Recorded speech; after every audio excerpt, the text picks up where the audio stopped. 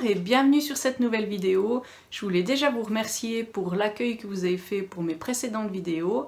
J'ai vraiment eu des bons retours. Cette vidéo va parler d'un outil sur les domaines de vie. C'est un outil extrêmement concret et qui va vous amener des pistes d'action pour aller mieux. Donc munissez-vous d'une feuille et d'un crayon et dessinez un cercle sur cette feuille. Donc maintenant le cercle est fait, la première étape consiste à réfléchir honnêtement, vraiment le plus honnêtement possible sur votre vie actuelle. Là, je vais vous demander de réfléchir d'une manière particulière. J'aimerais que vous réfléchissiez au temps, à l'énergie ou la place que vous mettez dans chaque domaine de votre vie. Les domaines de vie, il y a le travail, la famille, le niveau social, le personnel et le couple. Il n'y a pas un ordre précis, je vous le donne de cette manière-là, mais peu importe. Donc pour vous aider à faire ces parts de gâteau, je précise que c'est pas en termes de temps que vous passez, mais c'est vraiment en termes d'énergie ou de place que vous donnez à chaque domaine de vie. C'est pas parce que vous travaillez à 100% que le travail a une grande importance pour vous dans votre vie. Donc c'est vraiment important de réfléchir en termes de place que vous donnez dans votre vie. Une précision importante aussi, si vous êtes avec votre femme le soir en regardant la télé, mais que vous pensez aux soucis de votre travail, c'est pas du temps que vous passez en couple. C'est de l'énergie que vous mettez dans le travail. Donc c'est vraiment important de bien délimiter, c'est pas si évident, mais faites-le le plus honnêtement possible parce que c'est ça qui va vous permettre d'avancer. Le domaine personnel, c'est un domaine qui est très souvent oublié, c'est la première chose qu'on enlève quand on commence à être fatigué, quand on commence à être moins bien. Donc le domaine personnel, c'est vraiment tout ce que vous faites pour vous, pour aller mieux, pour vous ressourcer. Donc c'est pas du temps avec la famille, même si pour vous c'est quelque chose d'important, c'est pas du temps avec les copains ou le réseau social, ou c'est pas du temps au travail, même si vous appréciez tous ces domaines, et tant mieux, c'est quand même l'objectif d'être bien au travail, d'être bien en famille ou avec les amis, mais vraiment le domaine personnel, c'est important, c'est vraiment l'énergie que vous mettez pour vous ressourcer. Donc voilà, à vos stylos, si vous faites l'exercice en direct, mettez pause pour faire cette réflexion et reprenez la vidéo tout à l'heure. Donc voilà, si vous avez fait cet exercice, vous vous rendrez compte peut-être que vous en avez 5 des domaines de vie, peut-être qu'un domaine de vie prend beaucoup plus de place que ce que vous pensiez.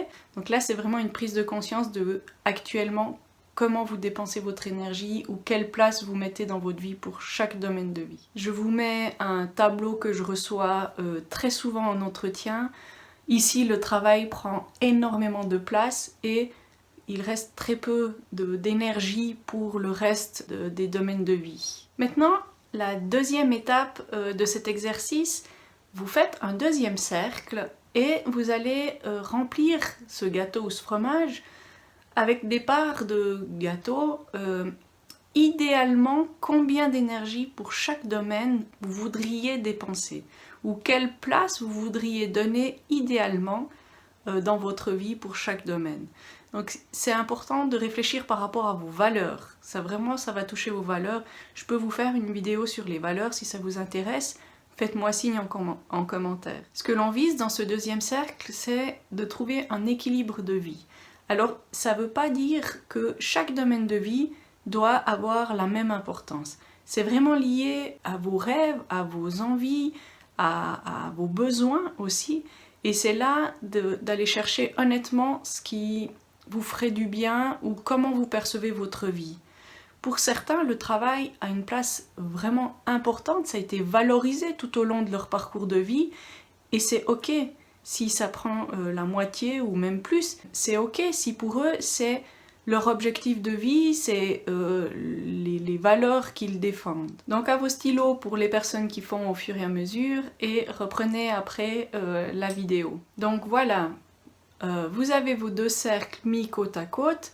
Je vous montre un exemple que je peux recevoir en entretien. À ce stade de l'exercice, vous pouvez vous rendre compte en fait de la différence entre ce que vous vivez actuellement et ce que idéalement vous aimeriez vivre.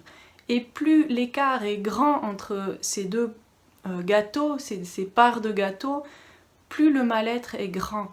Et la fatigue va aussi venir. Ce ras-le-bol que vous ressentez peut-être vient de cet écart entre la vie que vous menez actuellement et ce que vous aimeriez idéalement vivre. Donc vous pensez bien que l'exercice ne se termine pas là, même si une prise de conscience permet en fait de voir ce qui ne va pas.